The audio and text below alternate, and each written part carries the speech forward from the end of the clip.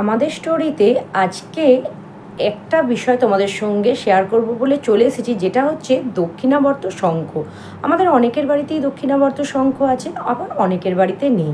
কেন এই দক্ষিণাবর্ত শঙ্খ বাড়িতে রাখা হয় বা রাখলে কি কি শুভ প্রভাব ফেলে, সেগুলো তোমাদের সঙ্গে শেয়ার করব বলে চলে এসেছি।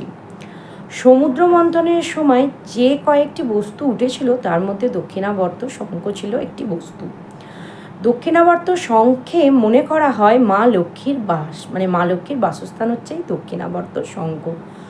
দক্ষিণাবর্ত শঙ্খ বাড়িতে রাখলে খুবই শুভ প্রভাব ফেলে। যে বাড়িতে দক্ষিণাবর্ত শঙ্খ পুজো করা হয় সেই বাড়িতে আর্থিক অনটন কোনো কিছুই থাকে না। এছাড়া দক্ষিণাবর্ত শঙ্খ যদি জল ভরে পুজো করে সারা বাড়িতে ছড়িয়ে দেওয়া মানে ছিটিয়ে দেওয়া হয় জল, তাহলে সেই বাড়িতে নেগেটিভ এনার্জি থাকলে সেটা দূর হয়। এছাড়া দক্ষিণাবর্ত শঙ্খ যদি পুজো করা হয় তাহলে মনে করা হয় যে এটি মা লক্ষ্মীর কৃপা লাভ করা যায়, এবং যে বাড়িতে দক্ষিণাবর্ত শঙ্খ পুজো করা হয় তাদের বাড়ি ধন ও সম্পদে ভরে ওঠে। দক্ষিণাবর্ত শঙ্খ যে কোনো দিন কিন্তু প্রতিষ্ঠা করলে হয় না।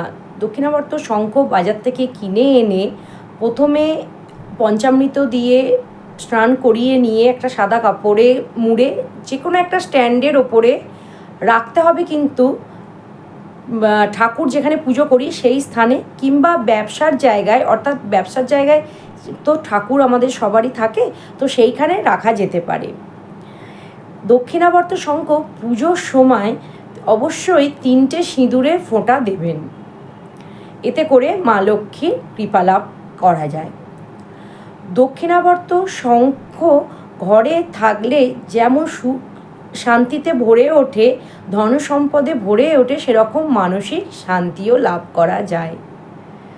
আজকের ভিডিওটা ছিল এই পর্যন্ত। যদি ভিডিওটা কোথাও ভালো লেগে থাকে আর দক্ষিণাবর্ত শঙ্খ সম্বন্ধে আরও যদি তোমাদের কিছু জানা থাকে, অবশ্যই আমাকে জানাতে ভুলো না কমেন্টসে। চলো আজকের মতো ভিডিওটা এখানেই এন্ড করছি। অবশ্যই চ্যানেলটি সাবস্ক্রাইব করে আমার পাশে থেকো।